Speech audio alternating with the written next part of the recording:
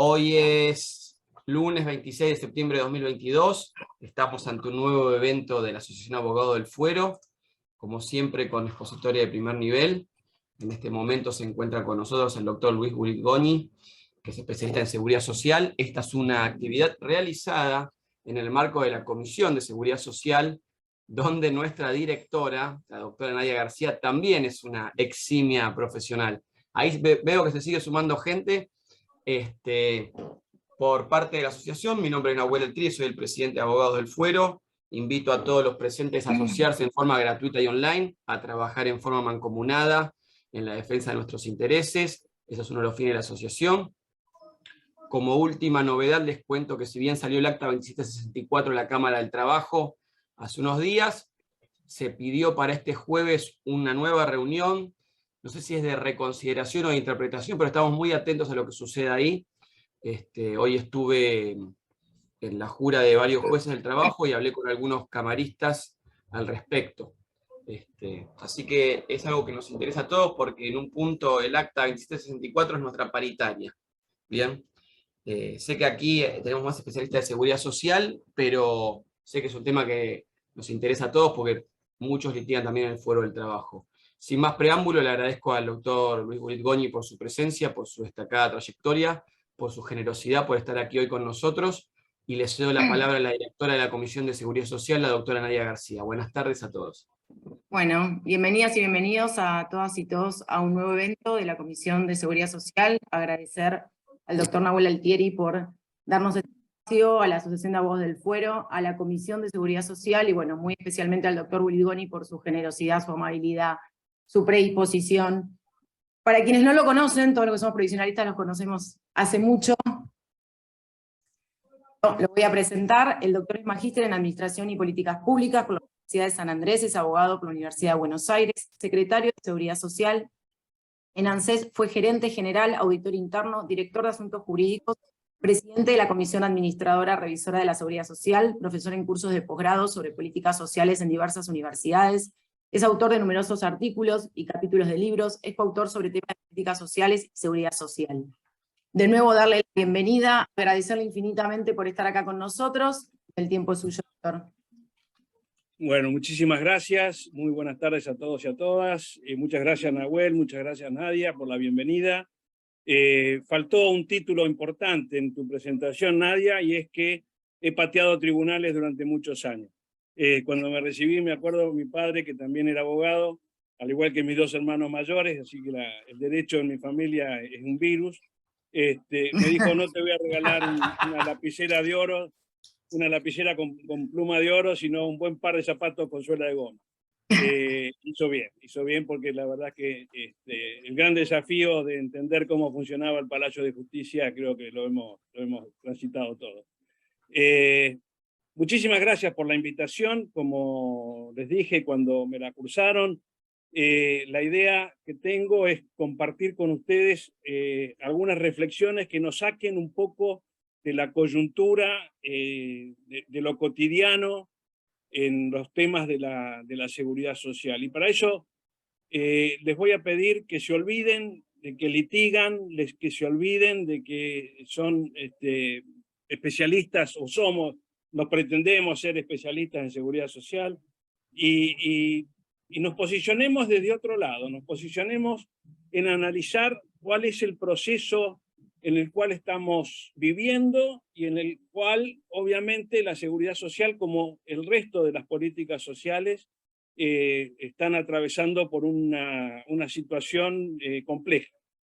Tan compleja que la litigiosidad en temas de seguridad social es un emergente de una patología subyacente, ¿no es cierto? Es decir, si hay litigiosidad es porque hay un problema que no está resuelto y es un problema muy complejo, ¿no? La sociedad argentina en general tiene un nivel de litigiosidad muy alto en muchos aspectos, en muchas áreas, y eso significa que como sociedad quizá no hemos encontrado caminos como para solucionar los conflictos que no sea a través del litigio. Dicho esto, les vamos a tratar de ver de qué manera se entrelazan los tres conceptos que están en el título de la convocatoria de hoy, que son seguridad social, trabajo y democracia. Y a veces estos títulos pueden llamar a confusiones y bueno, ¿qué tiene que ver todo esto? Y bueno, vamos a tratar de hilvanar estos conceptos de manera tal de que no lleguemos a certezas que es imposible que yo se las transmita, pero sí por lo menos a preguntas o a dudas un poquito más profundas de las que teníamos antes de llegar a la charla. Quiero comenzar diciéndoles que un gran amigo, que sí es especialista en seguridad social y que es un pensador muy filoso, que lo veo por ahí en la lista de asistentes, el querido amigo Mario Paganini, del litoral, allá estaba en su provincia, pero acompañándonos a la distancia gracias a la tecnología. Me regaló la vez pasada un link a una clase magistral de un joven profesional, un constitucionalista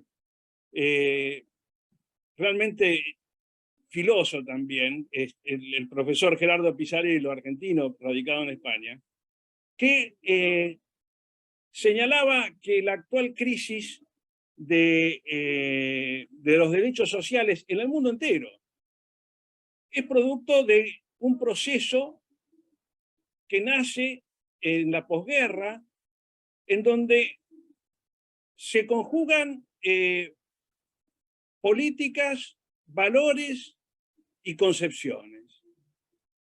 Fue en la etapa de posguerra la etapa de consolidación de un proceso democratizador de muchos países que venían de la etapa previa en donde la democracia todavía no era una institución valorada socialmente.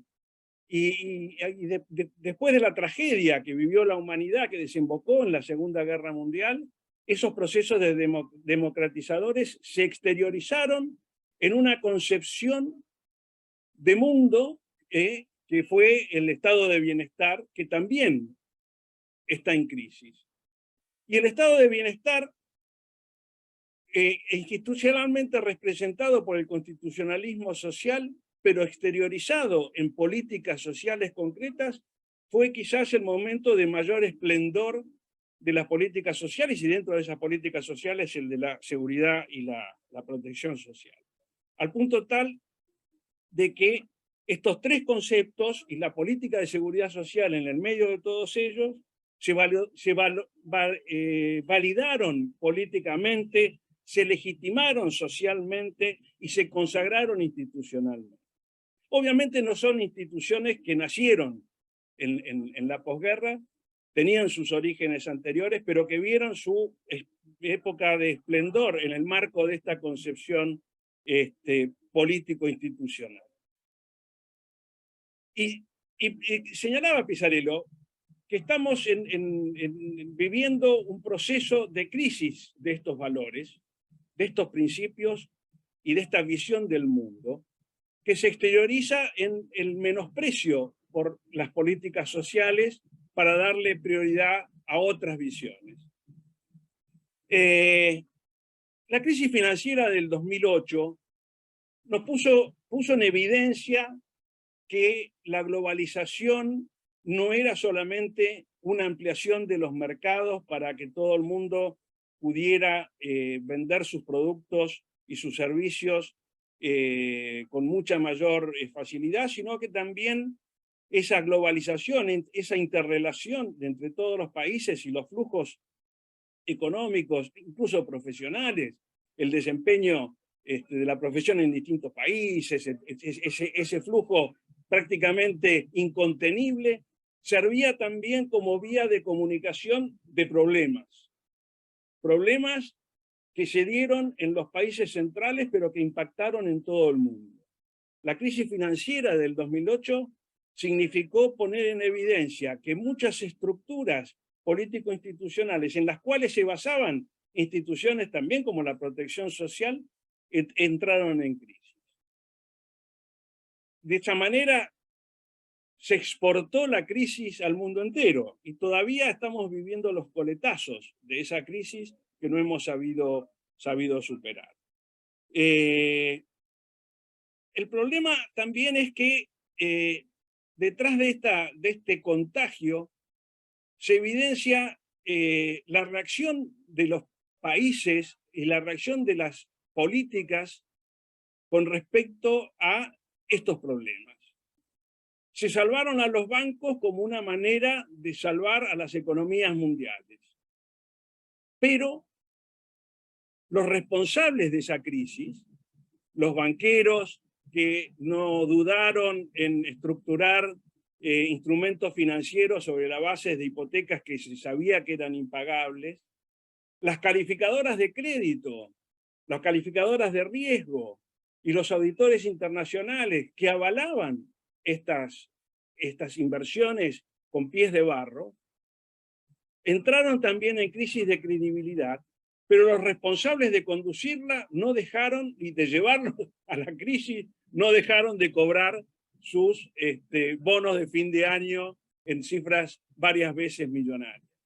Esto significa que mantener determinadas estructuras tiene una repercusión que hay que mirar con lupa, con microscopio electrónico. No podemos desconocer que esto forma parte de la realidad en la cual se desenvuelven las políticas públicas. En ese marco tenemos que entender que mejorar las políticas de seguridad social, que es la aspiración que todos tenemos, no es gratis tampoco. Cuando uno mejora las políticas, siempre se afecta a alguien. Cuando hablamos de políticas públicas y de darle mejor calidad a estas políticas públicas, tenemos que tener en cuenta que no hay un óptimo de Pareto, es decir, un óptimo en el cual todo el mundo se beneficie y nadie salga, entre comillas, perjudicado. ¿Y por qué me refiero a alguien que se perjudica? Porque quien tenía una determinada situación de privilegio o de poder o de beneficio con una política de peor calidad, al modificarse esa política, obviamente ve afectados sus intereses. Y cuando hablo de intereses, no hablo solamente de intereses económicos, sino también de intereses personales, de intereses individuales, de intereses de comodidad incluso, o intereses corporativos. Todos esos intereses se ven afectados por las políticas públicas y cuando las mejoramos, sin ninguna duda, quien se beneficiaba por la política de menor calidad, obviamente se va a sentir afectado. Esta crisis del estado de bienestar, del constitucionalismo social y de las políticas sociales, también tienen una propaganda que las impulsa, sin decir que se atentan contra derechos sociales, porque sería políticamente incorrecto, pero sin embargo se ponen en juego distintas visiones del mundo, distintas ideologías, que no es otra cosa que una visión del mundo, una visión de los individuos, una visión de las personas, que entran en pugna con los principios básicos del estado de bienestar y del constitucionalismo social, y de la protección y de la seguridad social como la entendemos en el sentido de políticas para proteger al individuo frente a las contingencias sociales.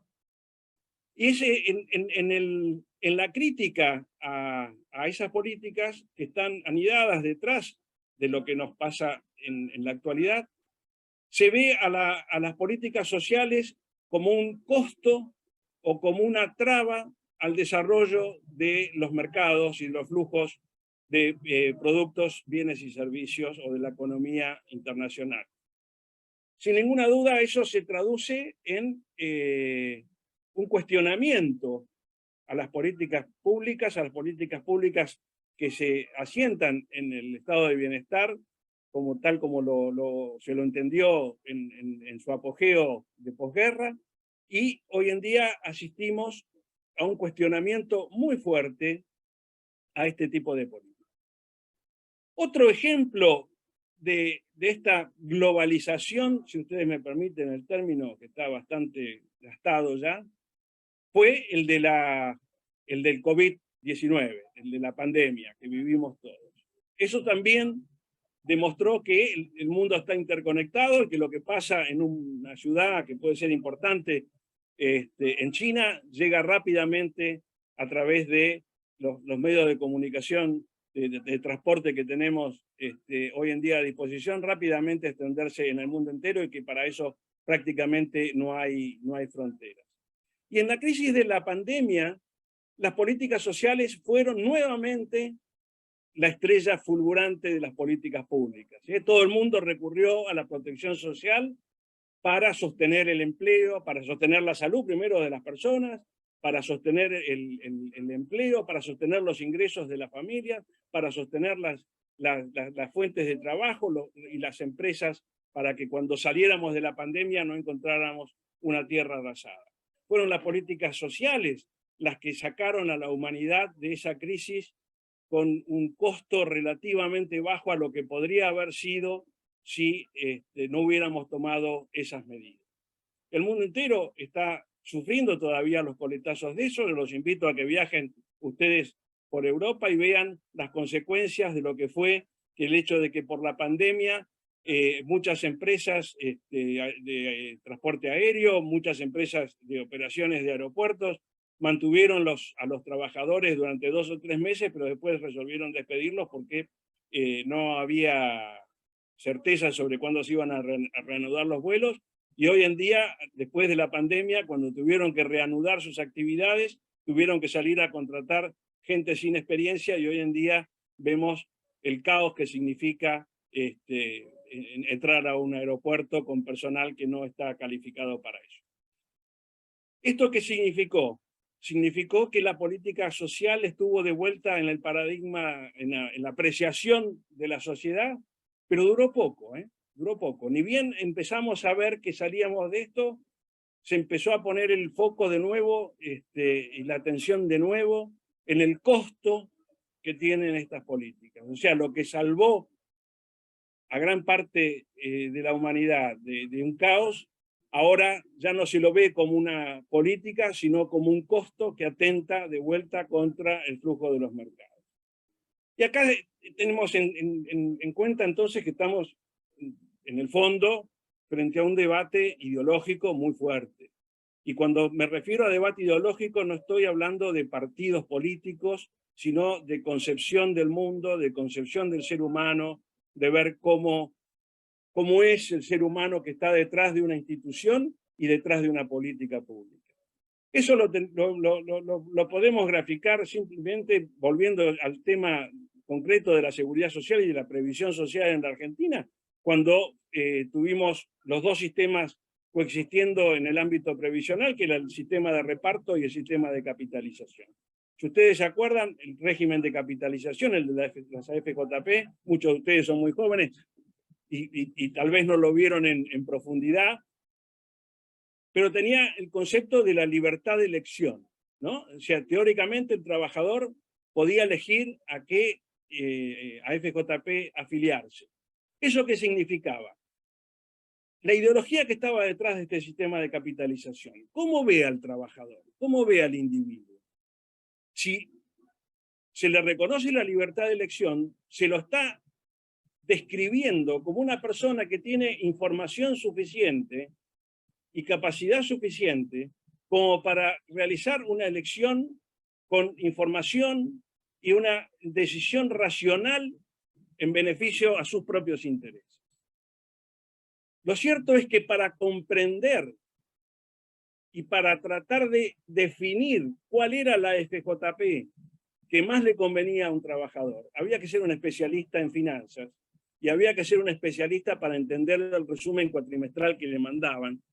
Y usando la terminología chilena, le decíamos cartola al resumen cuatrimestral, que ni siquiera CEOs de empresas importantes lograban descifrar que decía un resumen cuatrimestral. Se pensaba que el trabajador era libre de elegir cuando sufría las presiones de sus representantes gremiales o las presiones de sus empleadores. Lo he visto yo personalmente en lo que se llaman focus group en donde se veía que esa libertad de elección no era tan libre. Pero eso no murió allí, ¿eh? Eso sigue viéndose hoy en día, en donde tenemos un mercado de trabajo en el mundo entero con elevadísimos grados de informalidad, en donde al trabajador informal ahora se le llama emprendedor. Es la nueva modalidad, es una forma mucho más sofisticada de excluir al individuo del mercado de trabajo. Yo me río por no llorar, ¿no? Estamos hablando de los trabajadores de plataformas, por ejemplo, los trabajadores que hacen delivery y reparto en bicicleta, y les dicen que no solamente son emprendedores, sino que, y me hace acordar a lo de las AFJP, tienen la libertad de elegir la cantidad de horas que trabajan, los días que trabajan, entonces son libres. Y yo veía por televisión hace un tiempo, y lamentablemente en los últimos tiempos ya he dejado de verla, por algo, a lo mejor alguno me escuchó decirlo en algún otro foro y la sacaron del aire, una propaganda de una bebida energizante, en donde una de las entrevistadas usuarias de esa bebida energizante era una joven trabajadora de plataformas que decía más o menos como que si no tomaba una latita de esto no llegaba a pedalear la cantidad de horas suficiente como para llevar los recursos a su casa. Entonces, tenemos un mercado de trabajo altamente informalizado, pero al cual disfrazamos, ya les digo, con eufemismos como el del emprendedor o de la libertad, en donde de vuelta se vuelven a confundir los tantos y llegamos en definitiva a un mercado de trabajo en donde a los jóvenes se los discrimina por ser jóvenes, no tienen experiencia, a los mayores como yo, a los viejos como yo, mandaba currículum por deporte a partir de los 50 años, ni siquiera nos llaman porque somos muy caros o porque no tenemos la ductilidad para adaptarnos a los nuevos procesos, o vaya a saber por qué. Pero también se discrimina a las mujeres, a pesar de lo mucho que se ha avanzado en el reconocimiento de las cuestiones de género, todavía se les sigue pagando menos o sigue teniendo dificultades para insertarse en el mundo del trabajo, por eso de que en algún momento va a ser madre y me va a faltar. Se discrimina a las personas con discapacidad, se discrimina a los trabajadores migrantes, se discrimina por capacitación, por origen. En fin, en definitiva tenemos un mercado laboral para el 30% de nuestra población. Y eso no es un tema menor, porque nos desentendemos de esta problemática. Y fíjense ustedes cómo las ideas permanecen a lo largo del tiempo. Yo recuerdo en las primeras jornadas que organizó la Cámara de AFJP sobre el sistema de capitalización en la Argentina, se invitó a un reconocidísimo economista argentino que hoy en día es columnista en uno de los diarios de mayor circulación de la Argentina, columnista cotidiano, que dijo textualmente: este sistema es muy bueno porque a partir de ahora tu jubilación es tu problema. Es decir, si vos te querés jubilar, preocupate porque entre tu plata en la cuenta de capitalización, la plata que te tiene que retener tu empleador, y si tu empleador la retiene y no la ingresa, vos tenés la obligación de denunciarlo, ¿no? Denunciar a tu empleador significa directamente quedarte patitas en la calle. Y si ahorraste poco, bueno, jorobaste, era tu problema. No era un problema de la sociedad, era un problema tuyo. Y esa forma de ver al otro, esa forma de ver al trabajador, que también lo manejamos con eufemismo, como el contrato de trabajo, ¿no es cierto? Es decir, hablamos de la ley de contrato de trabajo, que yo sé que tiene otra connotación, pero el contrato es entre partes iguales, y el reconocimiento de la desigualdad en los contratos es un tema que en el derecho laboral está muy afincado, pero en otra forma de contractual no es tan así, tanto que la protección al consumidor y todo eso son derechos novedosos en la historia del derecho, y la visión que tiene el derecho, la ley y la justicia respecto a los contratos con cláusulas predispuestas y demás, hacen entender, nos llevan a tratar de entender y de comprender que en una relación contractual no necesariamente las partes tienen la misma capacidad de negociación y tienen la misma información como para tomar decisiones racionales. Y ustedes me dirán, ¿qué tiene que ver todo esto? Bullitt tomó ginebra a la mañana temprano. No, tiene mucho que ver porque en definitiva, cómo veamos al otro es cómo nos define en esta postura de señalar hacia dónde va las políticas públicas, la política social y la protección social. Yo les decía que estas tres dimensiones, que no es otra cosa más que la expresión a este tema de las tres dimensiones que me enseñó el profesor Werner Goldschmidt cuando estudié filosofía del derecho y derecho internacional público con él, ¿no? Las tres dimensiones del mundo jurídico, la dimensión de la norma, la dimensión de la justicia y la dimensión de la sociología. Si no hay armonía en estas tres dimensiones, el mundo jurídico entra en problemas. Y el mundo jurídico para las políticas públicas es fundamental, porque son las políticas públicas las que se asientan en las normas que las ponen en vigencia en una sociedad. Pero si esa norma no logra esa armonía en esas tres dimensiones, lo más probable es que entremos en una crisis de esas políticas. De la misma manera que cuando estudiamos en ciencia política el ciclo de las políticas públicas, vemos que tenemos una etapa, una vez que un determinado tema entró a la agenda pública y se convierte en un problema de políticas públicas, comienza lo que se llama el ciclo de las políticas, en donde se diseña una determinada política pública, se dictan las normas. Tengo eco, alguien tiene prendido un micrófono, no sé si me escuchan bien.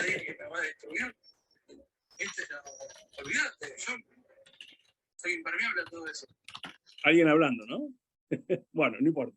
Si mientras todo me escuche, Daniel Elías, lo veo ahí también, otro gran amigo y compañero, era él el que estaba hablando por micrófono. No, me parece que era Daniel. Vamos a acusarlo a Daniel, No, está bien, después charlamos. Entonces, si no hay ese equilibrio, en el ciclo de las políticas públicas, les decía, podemos diseñar la mejor política de seguridad social, la mejor política de previsión social o de protección social, la ponemos en implementación y ahí vamos a detectar algunos posibles efectos no deseados que obligan a analizar el origen de esos efectos no deseados y en consecuencia tratar de solucionarlos a través de una rectificación del diseño o de los circuitos de implementación. Ahora, todo esto tiene que llevarnos a reflexionar sobre cuáles son las maneras de entender a la protección social y a la seguridad social. ¿A efectos de qué? A efectos de atajar los avances en contra de lo que yo por lo menos entiendo como seguridad social, que es la política básica y fundamental para la articulación y la cohesión de una sociedad, porque es la política que atiende al individuo en su expresión individual y colectiva en los momentos de contingencias graves que afectan no solo su capacidad de ingresos, sino también su pertenencia a la comunidad organizada que es la sociedad. Y hay veces en donde es la propia política pública la que nos puede llevar a evidenciar efectos que en medicina se llaman iatrogénicos, es decir, efectos de una política que pretendiendo hacer el bien generan un efecto negativo para lo que se pretendía solucionar. En este aspecto me voy a permitir traer a compartir con ustedes unas reflexiones que brindó Amartya Sen, Premio Nobel de Economía. Yo diría que mejor era Premio Nobel a la Paz, o si se inventa un premio Nobel a la filosofía, que allá por el año 2004 dio una conferencia sobre los derechos de las personas con discapacidad en el Banco Mundial. Es una conferencia muy cortita, la pueden encontrar en Google. Si leen inglés, léanla en inglés porque la traducción que hay en Google es muy mala. Pero Amartya Sen decía que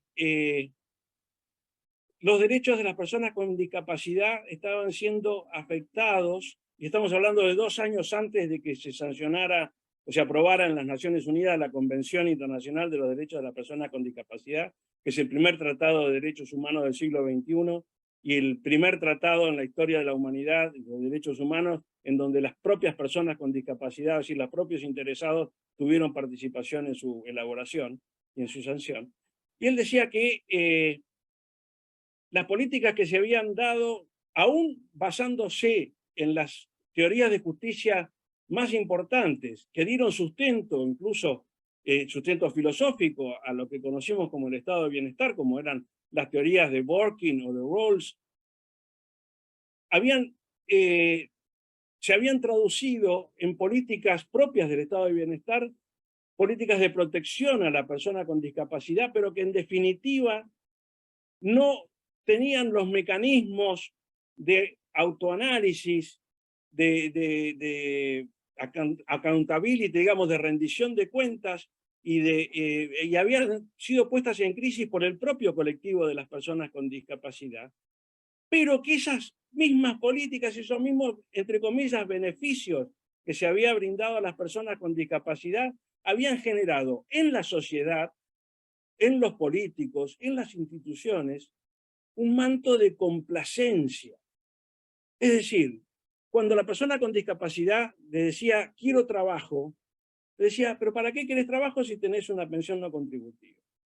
Cuando le decía, quiero educación, en educación inclusiva, como lo dice el artículo 24 de la Convención, le decía, ¿para qué querés educación inclusiva si tenés tus escuelas especiales? Y así podríamos seguir con infinidad de ejemplos. Y él decía, no, tenemos que tener cuidado porque estas propias políticas nos quitan la capacidad de criticar a la política que nosotros mismos hemos creado.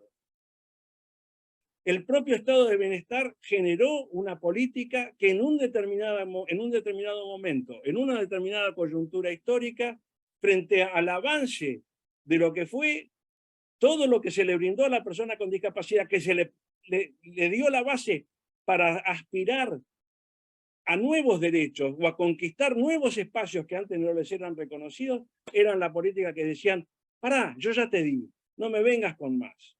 Y fue necesario, por eso, una convención internacional, un tratado de derechos humanos, que forma parte hoy en día de nuestra Constitución, para revertir esa situación. Obviamente no están solucionados todos los problemas. ¿Estamos en camino de solucionarlos? Sí, estamos en camino y aspiramos a que se solucionen. Pero lo traigo como ejemplo para que veamos cómo la propia política a la cual nosotros queremos fortalecer puede tener en sí misma efectos iatrogénicos que atenten contra la evolución a una mejora en su calidad. Volvemos al tema de la calidad de las políticas públicas y tenemos que tener en cuenta no solamente ese velo de complacencia que a veces nosotros mismos nos ponemos delante de los ojos, sino también los intereses que se afincaron en esas políticas de peor calidad cuando las querramos modificar para acceder a una nueva generación de políticas. En ese proceso estamos, pero no podemos olvidarnos de estas dos advertencias que nos hace Amartya Sen. Como entramos por el lado filosófico, también quiero traer a colación y ya algo mucho más específico sobre las políticas públicas vinculadas a la protección social, que en definitiva, siguiendo la misma línea de la conferencia de Pisarello, que el amigo Pagarini tuvo la amabilidad de compartir conmigo, se exterioriza quizás desde otra perspectiva, pero con el mismo basamento de la visión del individuo y de la visión de la sociedad, como es la del constitucionalismo social, que es la postura que nos trae a colación Michael Sandel. Yo no sé si lo conocen, Michael Sandel es un filósofo actual, profesor de la Universidad de Harvard, famoso por sus clases abiertas, un pensador realmente muy filósofo con la realidad actual, que escribió un librito extraordinario que se llama La tiranía del mérito. Y si lo buscan en Google también hay artículos más cortos, lean el artículo más corto, seguramente les va a interesar y van a comprar el libro, que es muy bueno, no es muy complejo y es muy ameno para leer a los que les guste la filosofía. Y a los que les interese el derecho también, porque ¿no? La dimensión filosófica del derecho es importante. Michael Sandel analiza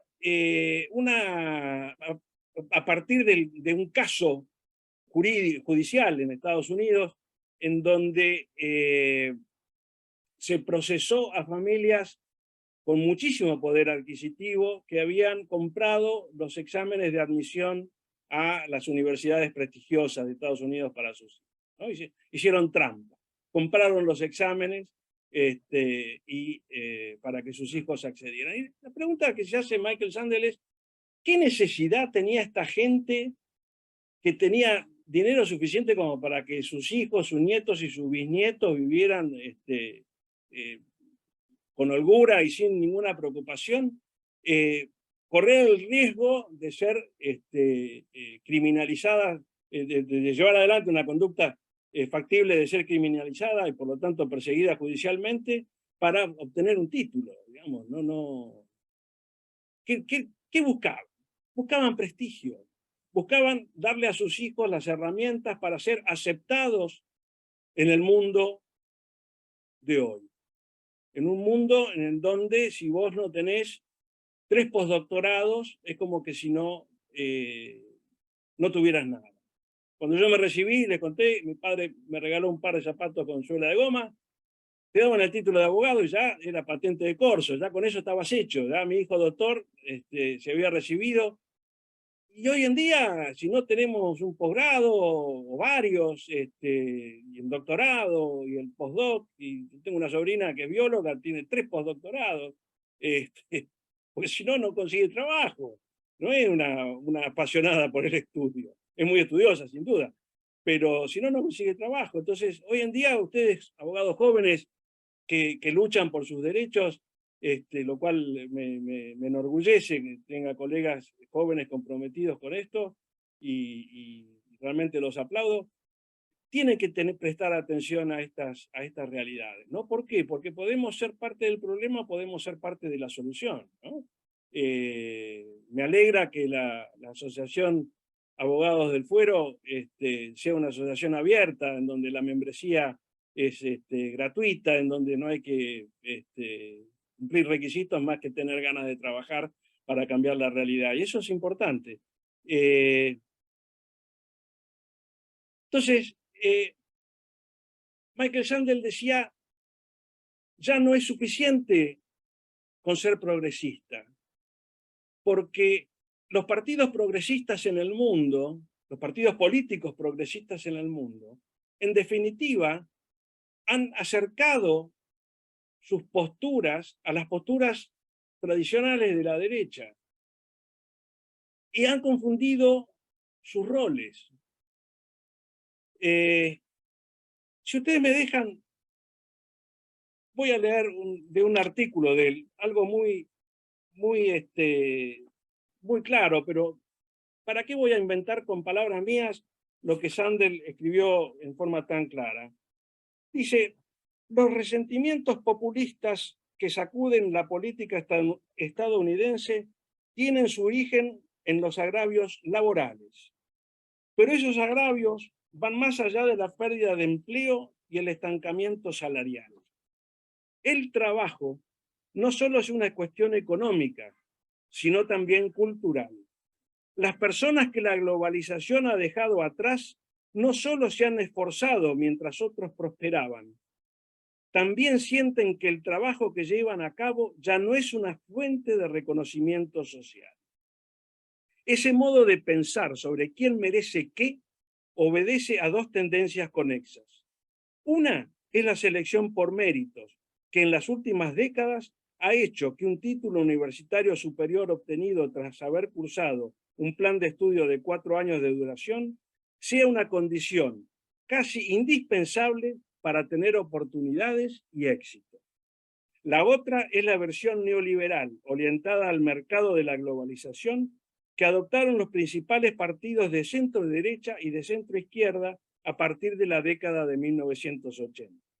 Con independencia de que la globalización generara una enorme desigualdad, estas dos perspectivas, la meritocrática y la neoliberal, socavaron la dignidad del trabajo, alimentando el resentimiento de los trabajadores hacia las élites y provocando una reacción política.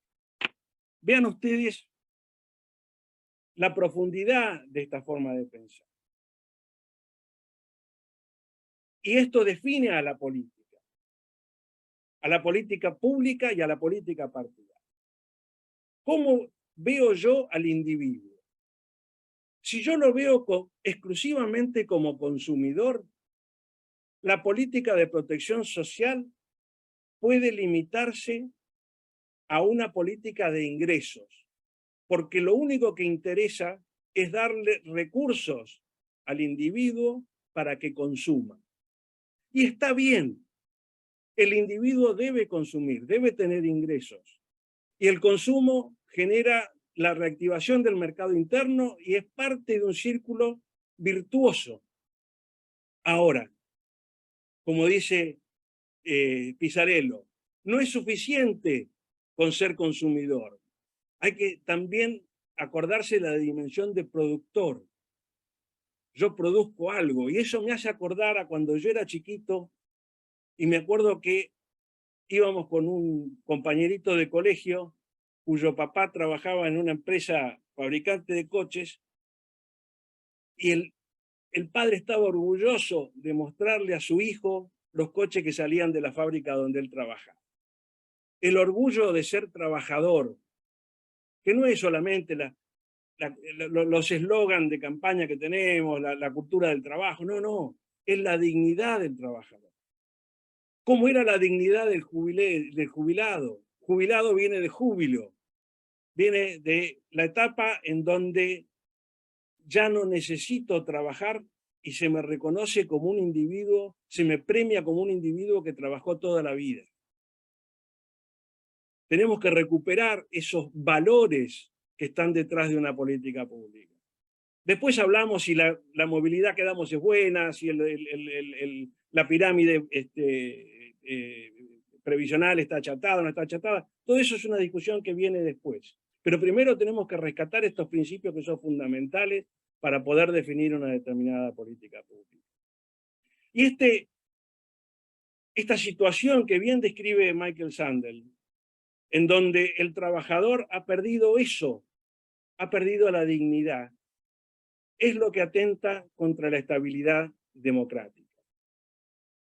Y esa expresión de inestabilidad democrática se vio claramente en la ocupación, por llamarlo de alguna manera, del Capitolio norteamericano en el momento de las elecciones cuando perdió Trump y ganó Biden. Ahora, esta crisis que está en la sociedad también nos pone en evidencia en el análisis de Sandel de la realidad de los partidos políticos. Ustedes piensen que, y lo da como ejemplo Michael Sandel, cuando el Partido Demócrata pierde con Trump, la candidata demócrata, que era la señora Hillary Clinton, dice, sí, perdí, pero a mí me votó la parte más inteligente de Estados Unidos. Las dos costas, la costa oeste y la costa este. Y se olvidó de que el Partido Demócrata, históricamente, más progresista dentro de lo que es el sistema americano, ¿no? Estamos de acuerdo en esto, era el representante de los trabajadores, era el partido de los trabajadores en Estados Unidos, el Partido Demócrata, no el partido de las élites intelectuales. Entonces, ese partido perdió su base de sustentación y la capitalizó un individuo surgido del conservadorismo no me gusta llamarlo populismo porque todavía la gente no sabe bien qué significa cuando hablamos de populismo. Y por eso estos principios, estas palabras indefinidas no me gustan para nada. Pero es que sin ninguna duda es una persona que no simpatizaba mucho con los ideales de la democracia, de la tolerancia, del diálogo, del disfrute de la diversidad, ¿no es cierto? Entonces, fue capitalizado por un individuo o un grupo de individuos que tienen una concepción de la persona muy lejos de la que, por lo menos desde mi punto de vista personal, es la que puede construir una base social con cohesión, con lugar para todos y con mayor reconocimiento de los derechos humanos. Y fíjense que esa pérdida de capital político del Partido Demócrata es también la pérdida de los partidos progresistas en Europa. Tenemos la expresión del Brexit, tenemos las elecciones en Francia, en donde la derecha sacó su máxima, la extrema derecha, sacó su máximo histórico en las últimas elecciones, y ahora, esta semana, en Italia, en donde un partido de ultraderecha tiene la mayoría parlamentaria y casi asegurada dentro de lo que es el complejo juego institucional italiano para formar gobierno, un partido que reconoce lo reconoce a Benito Mussolini como una persona, no le digo paradigma, pero por lo menos no tan mala como la historia lo tiene adjudicado hasta el día de hoy. Entonces, ¿qué nos está pasando? ¿Cómo razonamos los problemas políticos y sociales que se expresan a través de una política pública como es la protección social? Ese es el debate central, no si vamos a renovar la moratoria, que sí hay que discutirlo, sí hay que analizarlo, pero no podemos distraernos de ese otro debate. Un debate en donde lo que está en juego es la concepción del individuo. ¿Cómo lo concibo al trabajador? Yo escuchaba en los diarios, leía en los diarios, en la televisión, volvamos a las AFJP. Bueno, vamos a volver a considerar al ciudadano, porque no solo al trabajador, también al profesional, que también es un trabajador, pero bueno, vamos a considerar al ciudadano como un ciudadano libre para elegir entre cosas que no entiende, que no alcanza a visualizar en todas sus complejas vicisitudes. ¿Cómo vemos al otro? ¿Cómo lo estamos concibiendo al trabajador? Entonces, esta postura se traduce en acciones concretas. En esta gestión, el ministro Morón y todo su equipo hemos estado predicando que no se puede hablar de protección social, de seguridad social y mucho menos de previsión social si no hablamos de un mercado de trabajo que cambie la tendencia actual. Lo dijimos en la OIT, logramos que se incluyera un párrafo, fue algo que nació de la Argentina y tuvimos el apoyo prácticamente unánime de todo el GRULAC, el Grupo Latinoamericano, excepto un país, lamentable, un país hermano, pero que hasta fue apoyado por Estados Unidos, por Canadá y por la Unión Europea, que es analizar en forma conjunta y plasmar en forma conjunta las recomendaciones 202 y 204 de la OIT, una que hablan del tránsito hacia la formalidad en el mercado laboral y otro que habla sobre las políticas de protección social. No podemos desligarlo. Y esto no significa renunciar a las políticas universales, pero en la medida en que eso no atente contra la consolidación de un mercado laboral que le devuelva a la sociedad, al individuo, la dignidad del trabajo. ¿Por qué? Porque lo que está en riesgo es que esa cantidad de gente que no tiene un problema de ingresos, sea porque la informalidad le da para vivir, o sea, porque la protección social le garantiza un piso mínimo de protección social, le solucionó el problema alimentario. Pero esa persona lo que perdió es la dignidad, es la valoración, es el respeto que la sociedad le merece por su esfuerzo. Entonces, no importa qué tipo de trabajo haya hecho, sino que ese trabajo tiene que ser valorizado como un servicio hacia la sociedad. Y ustedes piensen lo que ha perdido el mundo, lo que ha perdido la Argentina, las escuelas de oficios. Esos oficios que eran menospreciados, y sin embargo hoy en día todos necesitamos un plomero, un electricista, y es más difícil conseguir turno con ellos que con un especialista de medicina. Entonces, esto no es una discusión de barricada, no es un discurso menor, no, detrás de esto hay cuestiones muy profundas. Y esa es la discusión que nos tenemos que dar como sociedad. El debate, la discusión, el buscar caminos de encuentro. Pero solamente si reponemos en negro sobre el blanco qué tipo de sociedad estamos queriendo. Voy terminando, así damos pie al debate, porque con la calidad de los que están asistiendo hoy aquí, más que hablar yo, me interesa que podamos discutir entre nosotros. Cuando von Bismarck inventó, llamémosle de alguna manera, la previsión social, fue producto de una mente de un tremendo conservador. No era un progresista von Bismarck, pero era un tipo lúcido. Era un tipo que advertía cómo se movían las aguas en el ambiente social. Acuérdense que von Bismarck convivió con la visión del marxismo, en donde la revolución del proletariado se iba a dar en Alemania, que era el país más industrializado de Europa. ¿Y qué dijo von Bismarck? Demos algo o vienen por todo. La revolución bolchevique se dio en Rusia, no en Alemania, pero von Bismarck la vio y inventó, de vuelta entre comillas, a la previsión social y a la seguridad social.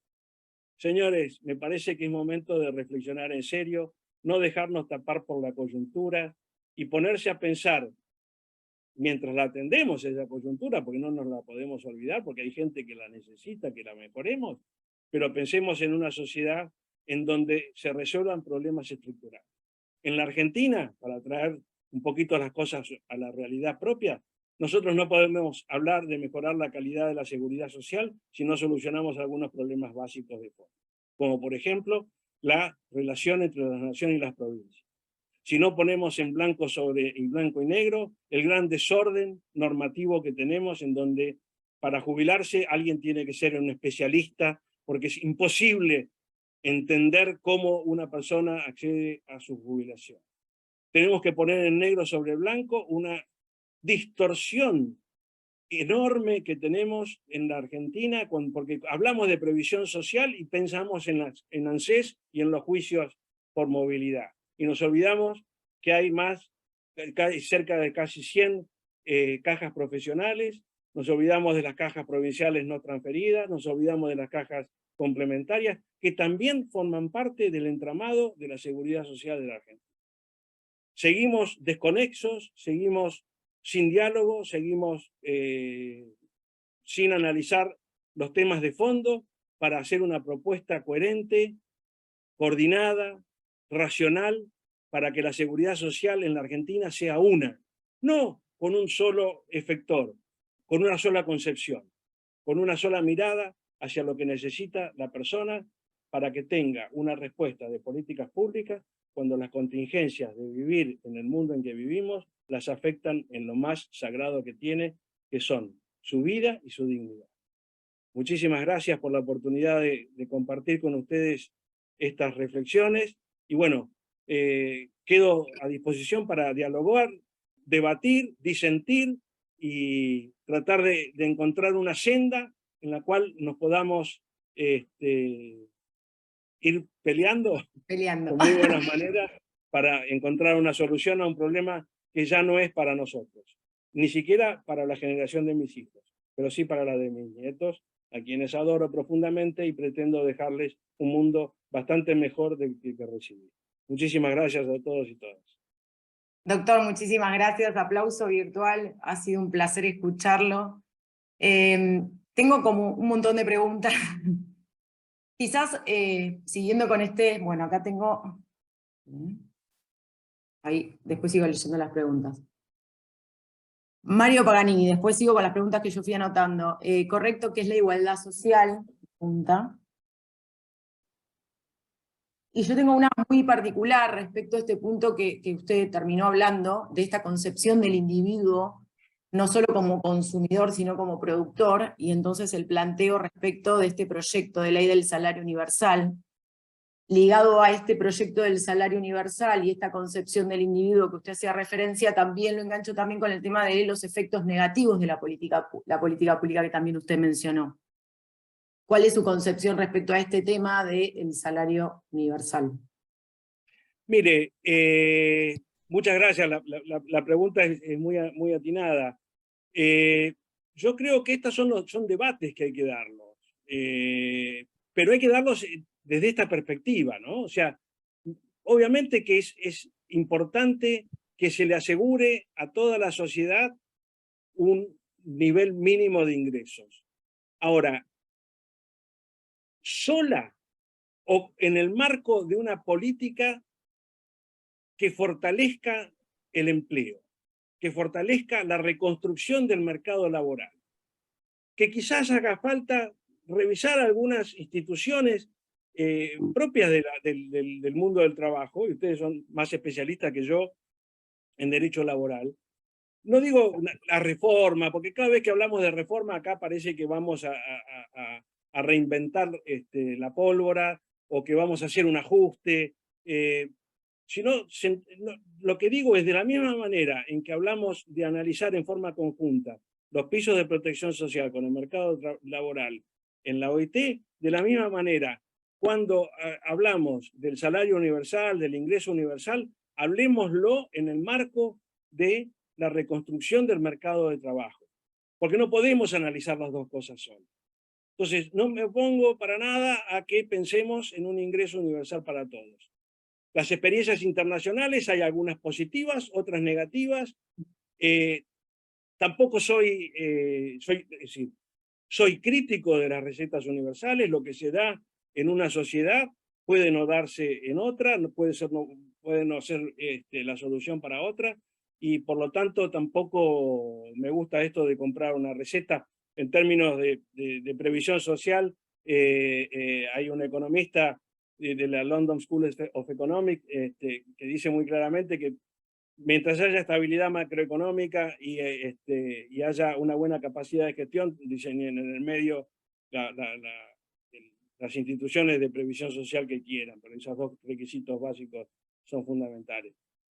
Así que, les digo, me parece riesgoso analizar el ingreso universal desconectado de una política laboral. Y creo desconectado, volviendo a este tema de los efectos negativos, sin evaluar también los efectos negativos posibles, sobre todo nosotros que hacemos derecho del trabajo también, y el tema de la registración y la experiencia que nos ha dado, por ejemplo, cuando se sancionó el estatuto del personal de casas particulares, y su colisión, por ejemplo, con la asignación universal por hijo, que llevó a que se deba modificar y que se incluyan a las trabajadoras del régimen doméstico en la asignación universal por hijo, porque de lo contrario las trabajadoras no querían registrarse para no perder eso. Entonces, desde el derecho del trabajo tenemos una gran preocupación con el tema del salario universal respecto a que termine fomentando la no registración, es decir, a esto que usted iba con el efecto no buscado negativo de la política pública. Creo que comparto con el tema de que va a tener que ser evaluado desde todas las aristas para evitar justamente los efectos negativos que pueda llegar a tener.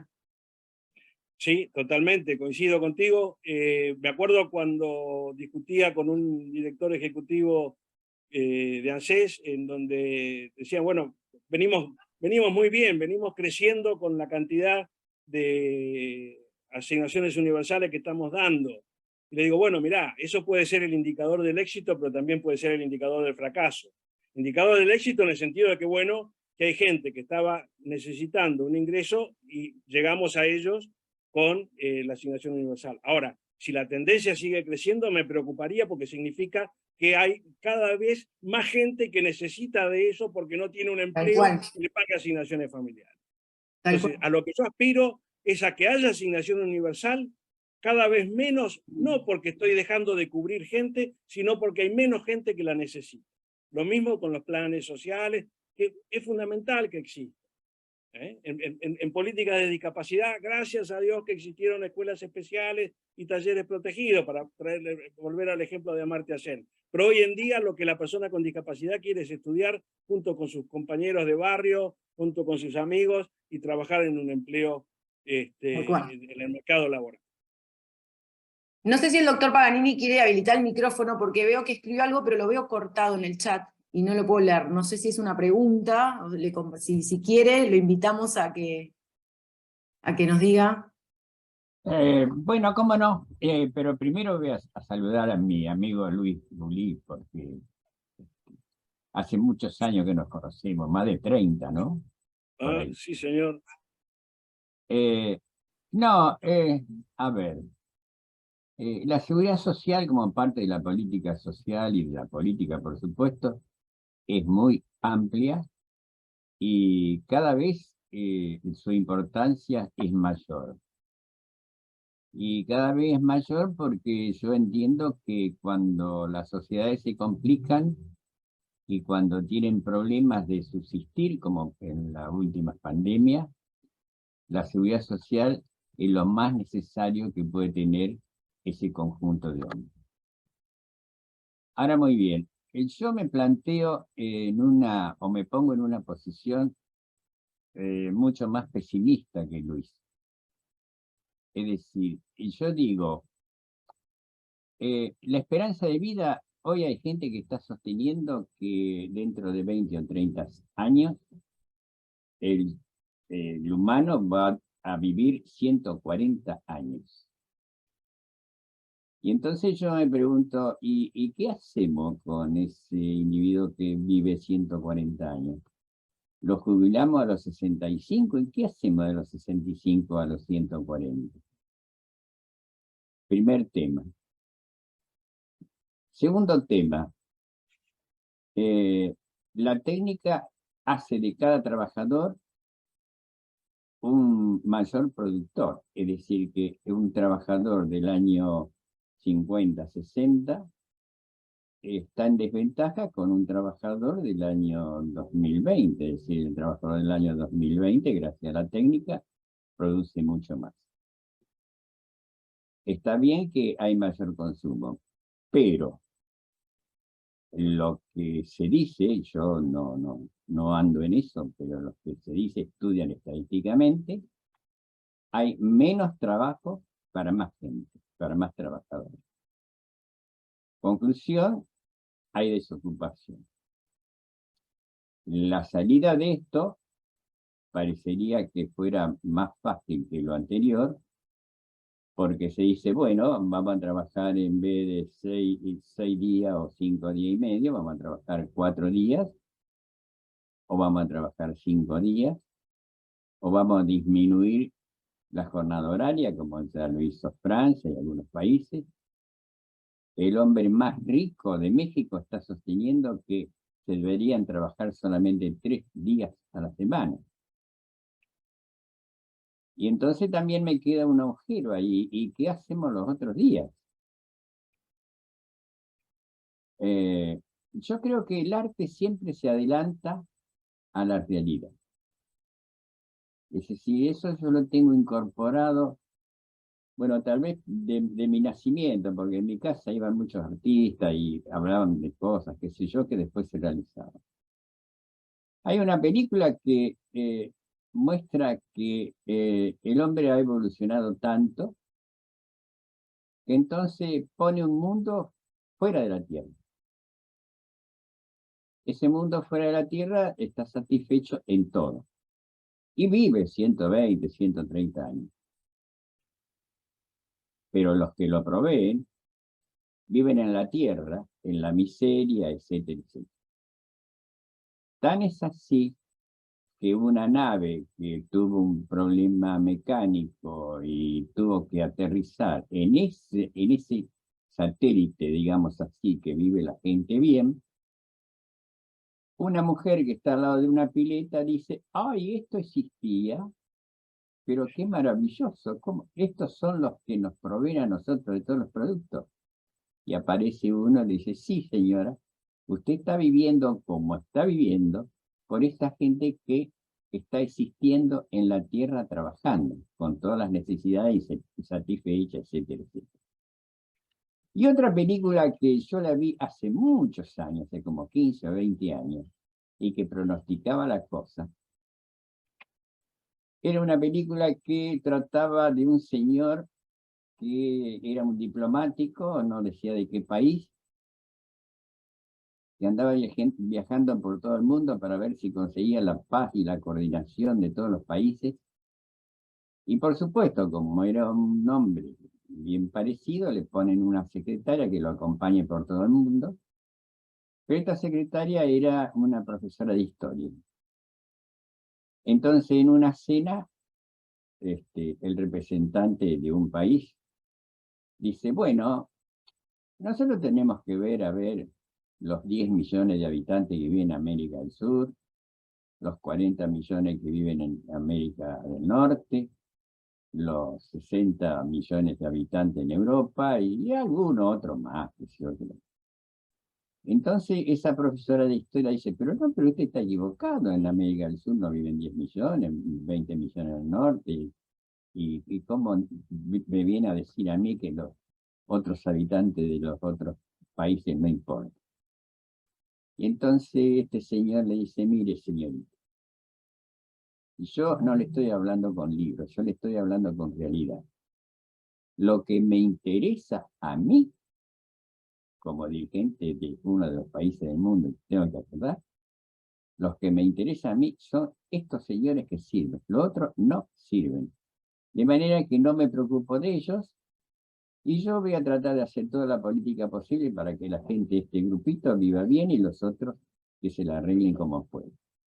Es decir, dos películas que uno más o menos ve en ciertos aspectos lo que está sucediendo lamentablemente en el mundo.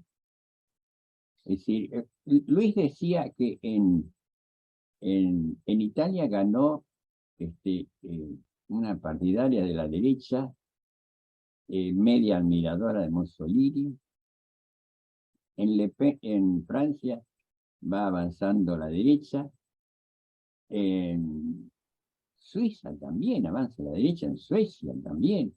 Es decir, parecería que en los movimientos progresistas, lo que se llamaba generalmente de izquierda, así en general, han fracasado, y ante ese fracaso, producto de la misma gente que protegía la izquierda, ante ese fracaso aumenta la derecha y se impone en varios países adelantados, que indudablemente no se sabe cómo van a quedar los que no están contemplados por la derecha.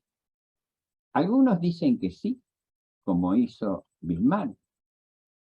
Luis citó a Bismarck y Bismarck decía, si Alemania quiere ir adelante, necesita trabajadores y soldados sanos.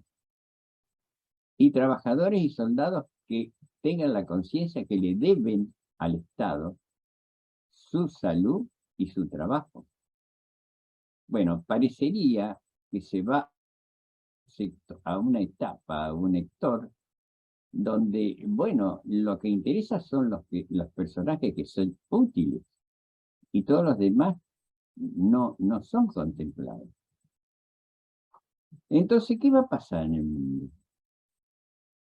La solución podría ser, como se habló acá, del salario universal. U otra razón, u otro medio. Pero de ahí, ¿cómo solucionamos después la subsistencia de todas las clases sociales? Yo me acuerdo, a mí me decía un francés una vez, hablando del mayo del 68, me decía, bueno, mira, en el 68 sí, nosotros anduvimos bien, la libertad, la igualdad, etcétera, etcétera, etcétera. el trabajo flexible. Yo si quiero trabajar hoy voy a trabajar, pero si no quiero no trabajo, etcétera, etcétera. Pero me decía, ¿sabes una cosa? Los empresarios, ¿cómo vieron esto? No como destrucción del poder del patrón hacia el trabajador, sino como una beta que el patrón debía aprovechar. O sea, bueno, ¿quieren trabajar? Fenómeno, yo les doy trabajo. ¿Quieren no trabajar? Fenómeno, no trabajen, pero yo no les pago. Entonces decía, mediante esta postura de estos muchachos, yo llego a la liberación de todas las restricciones que tenía por el derecho del trabajo. Cosa que se está manifestando hoy con el trabajo flexible a raíz de la pandemia. Es decir, ¿cuál va a ser el futuro? No sé.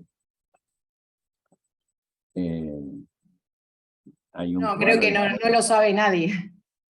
claro, Paul Valéry decía que entramos al futuro de espalda. Y Paul Klee hizo un cuadro que se llama El Ángel Nuevo, donde es un ángel, donde mira el pasado con horror, por todas las cosas que habían pasado en el mundo, horrorosas, pero era arrastrado de espalda hacia el mañana. ¿Y el mañana cómo va a ser?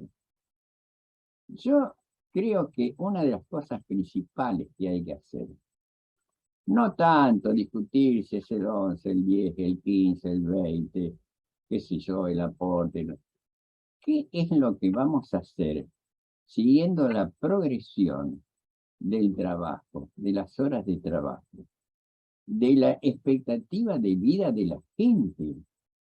Hoy hay gente que tiene 80 años y vive fantásticamente bien.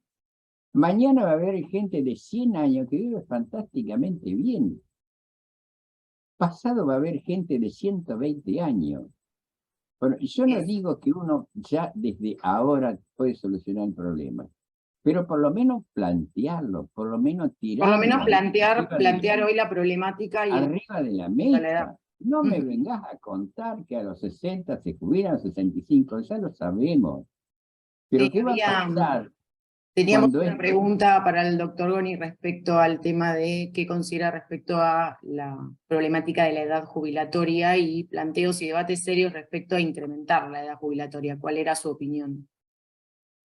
incrementar? Bueno, pero puede incrementarse, yo no tengo ningún problema de que se incremente. Hay gente que después de los 65 años sigue trabajando.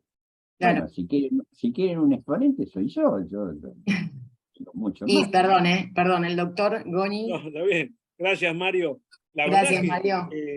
coincido plenamente contigo, ¿no? Es decir, tú planteaste tres problemas fundamentales: el tema de la edad, el tema de la formación y el tema de la desigualdad. Empiezo por lo último, vivimos en una etapa del mundo en donde nunca se ha generado mayor riqueza con mayor niveles de desigualdad. Y cuando se habla de la edad jubilatoria, yo vuelvo a decirlo, sí, está bien, modificamos la edad jubilatoria para darle sustentabilidad o sostenibilidad, depende de qué lado del Atlántico estés o depende de qué lado del Ecuador estés, una palabra o la otra. Pero si tenemos un mercado laboral en donde a los que tenemos más de 50 ni siquiera nos llaman, ¿de qué estamos hablando?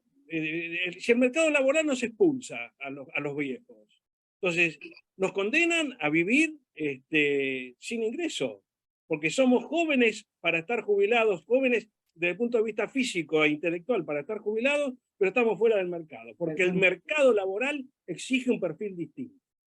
Entonces, no podemos analizar la edad jubilatoria desentendiéndonos del mercado laboral, porque estamos condenando a la gente a la marginalidad. Y a los jóvenes. Entonces, no es jubilación, sino condena. Tal cual. Y a los jóvenes. Hablabas de la capacidad de producción. Obviamente que un trabajador actual no se compara con un trabajador de los años 50. Pero, y acá estamos dejando fuera del debate otro elemento central de las políticas públicas, que es educación. con la educación en la Argentina. Vivimos una misma hipocresía que con respecto a la seguridad social. Vivimos criticando el sistema educativo.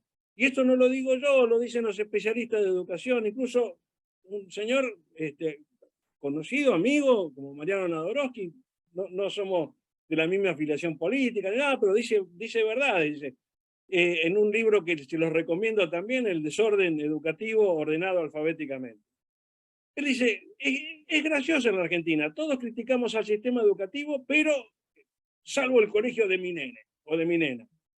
El colegio de mi nene es magnífico. ¿Cómo puede haber un colegio magnífico en un sistema educativo que no es bueno o que lo criticamos?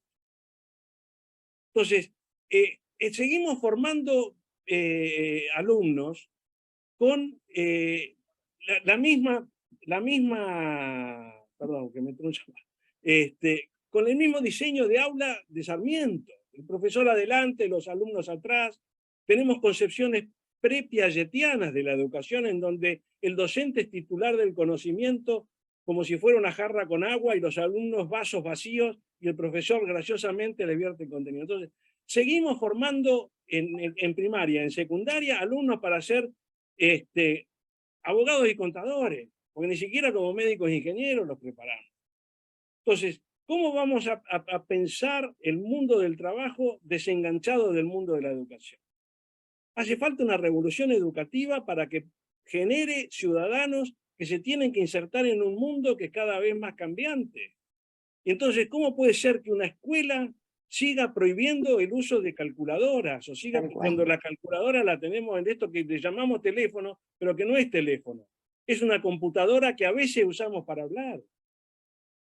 Entonces, tenemos que cambiar esto, pero tenemos que tenerlo en foco con esa alianza estratégica entre la familia y la sociedad que se intermediaba a través de la escuela, en donde la familia, incluso el pater familia, cedía la autoridad a la escuela para que ese niño que salía de un lado tuviera una posibilidad de insertarse en la sociedad, y a su vez era el niño el que transmitía la cultura y hasta el concepto de nacionalidad de nuestros padres y abuelos inmigrantes cuando volvía de la escuela.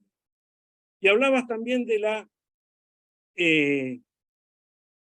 esa vinculación que existe el arte como capacidad de anticipar, ¿no? Vos recordabas una película, yo me acuerdo de otra película que es Cuando el destino nos alcance, una película de ciencia ficción protagonizada por Charlton Heston, en donde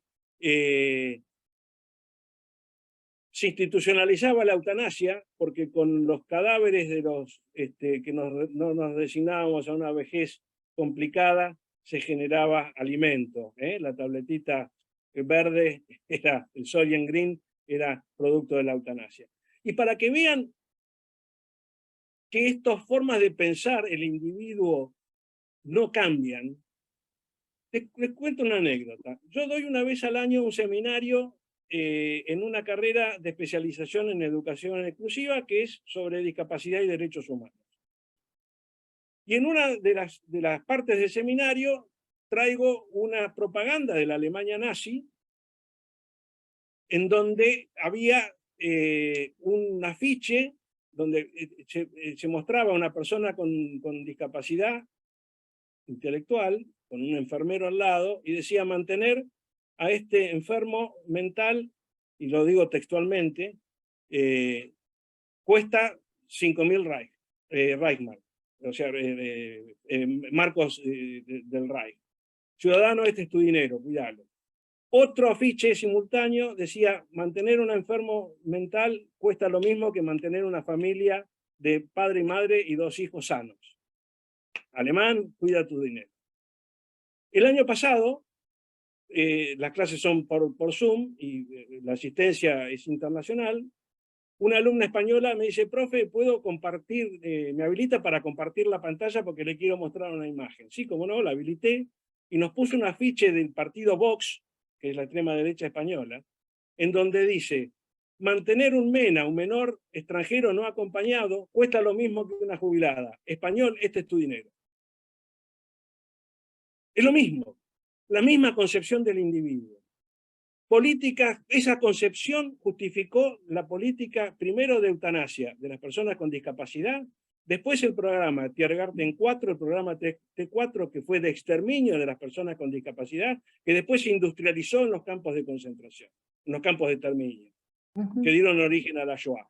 Esa concepción, la Shoah, el Holocausto, esa concepción del individuo es la que tenemos que estar muy atentos, porque no era producto de una sociedad de locos, porque la política de esterilización forzada de personas con discapacidad también estaba vigente en los Estados Unidos, cuya constitucionalidad fue resuelta por la Corte Suprema de los Estados Unidos en el fallo Buck versus Bell por 8 votos contra 1, una sola disidencia tuvo la declaración de constitucionalidad de la política de esterilización forzada de la persona con discapacidad intelectual. El juez Holmes, como vocero de la mayoría, dijo: 3 generaciones de idiotas es suficiente. Se justifica la esterilización forzada para que esas personas no contaminen a una sociedad que produce. Entonces, tengamos cuidado, porque detrás de la visión ideológica en la que se asientan las políticas públicas está esta forma de razonar los problemas sociales. Y las consecuencias de ir por este camino ya sabemos dónde van. Y están vigentes. No es solamente de que la derecha, la izquierda, porque bueno, uno... A ver, ya seguramente muchos de ustedes ya nos han puesto carteles y etiquetas a Mario y a mí. Pero no importa cómo pensemos. No importa si somos de derecha o si somos de izquierda. Lo que importa es cómo concebimos al ser humano y cómo a partir de esa concepción del ser humano definimos las políticas. Acá Laura de la Pampa dice que la película No dejes de mirarme muestra bien el tema. No, no la vi. Pero no la vi, la noto, no dejes de mirar. No dejes de mirar. Cambiando de tema, volviendo al principio de su charla, usted mencionó la litigiosidad de la que todos los que estamos acá y somos previsionalistas conocemos, y de nuestra imposibilidad, que me anoté la frase, de solucionar los conflictos de otra forma. Entonces la pregunta es si ve viable de alguna forma la utilización de métodos alternativos de solución de conflictos en la seguridad social. Los vemos en otras ramas del derecho, pero no en la seguridad social. Si existe, si lo ve posible en algún futuro. Mire, perdón, Nadia, mirá, es complejo, sin duda es complejo. Yo recuerdo que en una ley de presupuesto se autorizó a la ANSES a transar los juicios. No se pudo aplicar, por algo muy sencillo. La responsabilidad de los letrados, la responsabilidad del funcionario público. Les cuento una anécdota. En los años 80, yo trabajaba con mis hermanos en la actividad privada y tuvimos un caso representamos a un grupo de inversores argentinos que había puesto sus ahorros en una financiera norteamericana que quebró. Y se hizo un Chapter 11, un juicio de una mezcla entre quiebra y concurso preventivo. Y fuimos a una audiencia en donde se discutía si el fisco americano tenía el crédito privilegiado o quirografario. Como en las películas, el juez en la tarima, los 2 abogados paraditos ahí, le dijo: por favor, ya he leído sus memoriales, hagan una breve reseña cada uno. Habló el abogado del concurso, digamos, la masa de acreedores, defendiendo que era un crédito quirografario. Empezó a hablar el abogado del fisco. A los 2 minutos el juez lo paró en seco, le dijo: le pedí que sea breve. El pobre colega se achicó. Dijo: bueno, ya los he escuchado los dos, ya leí los memoriales. La decisión de la Corte es que es un crédito quirografario. Dentro de 15 días van a tener los fundamentos de mi decisión. Bajó el martillo y todo el mundo se paró para irse. Y yo le pregunté a un colega americano que estaba ahí, le digo: seguramente el abogado del fisco va a apelar. Y me miró con una cara de espanto y me dijo: no, ¿cómo apelar? Si es una decisión razonable. Bueno, salvo que el juez Lisland en sus fundamentos haga un disparate, cosa rara porque es un juez muy bien conceptuado, pero no, ¿cómo vas a apelar? ¿Por qué me haces esa pregunta? Le digo, porque los abogados argentinos tenemos obligación de apelar. Claro. Entonces, digamos, introducir mecanismos alternativos con este tipo de legislación que tenemos y con este tipo de cultura jurídica que tenemos es complejo. Sí, tal cual, tal cual. Bueno, por mi parte la última, un poco estuvimos hablando de eso, pero bueno, respecto, usted mencionó a estas nuevas formas de contratación, bueno, todas las conocemos, Uber, Cabify, ¿cuáles serían los desafíos de la seguridad social? ¿Cómo logramos armonizar? Porque muchas veces nos acusan a los laboralistas de ser como tradicionales, de no querer salir de la ley de contrato de trabajo, de no entender que el trabajo cambió. Entonces, tratando de entender que el trabajo cambió, ¿cómo armonizamos la seguridad social, en la que todos sabemos que se estructuran a través de aportes y contribuciones, el trabajo registrado? ¿Cómo hacemos para armonizar estas nuevas formas de trabajo con la seguridad social? Sin duda, sin presupuesto no hay derechos, dicen unos autores de un Sin libro. recursos no hay derechos, esa frase. El costo de los derechos, un librito que encontré de casualidad revisando una librería en Estados Unidos y ahora está en español. Sin duda, hay que buscar mecanismos como para no desnaturalizar una fuente de trabajo, pero a su vez no dejar a los trabajadores sin protección social. Entonces, es como todo, buscar los equilibrios, no es simple. Creo que el diálogo social no es solamente un eslogan populista, como hablan por ahí, sino que es una herramienta transformadora de la realidad. La Argentina tiene que recuperar la capacidad de dialogar, todos debemos recuperar la capacidad de dialogar, de encontrarnos en la diversidad, en el censo, y tenemos que buscar esas herramientas. En el Ministerio hemos analizado la problemática, tenemos alternativas como para buscar herramientas que reconozcan estas nuevas formas de trabajo tan complejas, porque ya no es el contrato 1 a 1, sino que es el contrato ni siquiera con alguien, sino colaborativo, con un algoritmo, ¿no? Es una cosa. El otro día vino un economista a darnos una charla sobre no solo sobre las criptomonedas, sino sobre el blockchain, ¿no? Lo que significa el blockchain como seguridad también para las transacciones, para los contratos y demás. Como nos hemos acostumbrado a no trabajar con papeles, a la firma digital, digamos, bueno, digamos, eso impacta también en los trabajos, ¿no? El otro día fui al banco porque necesitaba efectivo y el cajero no lo tenía, fui a la caja y me sorprendió la poca cantidad de gente que había. No hay nadie. Pero no solo no hay público, sino que no hay trabajadores. Antes tenías 5, 6, 7, 8 cajas, ahora tenés con suerte una. Entonces, todo esto va cambiando y sin duda que los principios fundamentales del derecho del trabajo tienen que mantenerse porque son la estructura de una sociedad, lo que estructura una sociedad, ¿no? Lo mismo que la seguridad social, es lo que le da cohesión a una sociedad.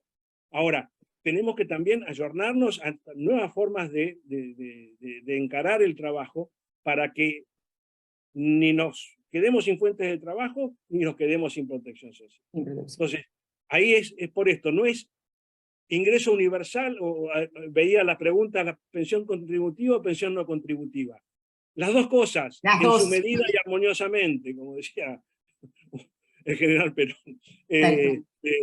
Pero buscar esos equilibrios no es simple. No es simple. Entonces, creo que ahí está el punto, ¿no? El problema que tenemos es olvidarnos de que las políticas públicas están en un ciclo que no termina nunca, porque siempre tienen que estar en revisión, siempre tiene que haber un proceso de retroalimentación y de rendición de cuentas sobre la eficiencia, la eficacia y la justicia de esa política, para adecuarla a las nuevas realidades. Tal cual. Esa es. El mayor desafío, me parece, ¿no? Que podamos seguir discutiendo, seguir debatiendo.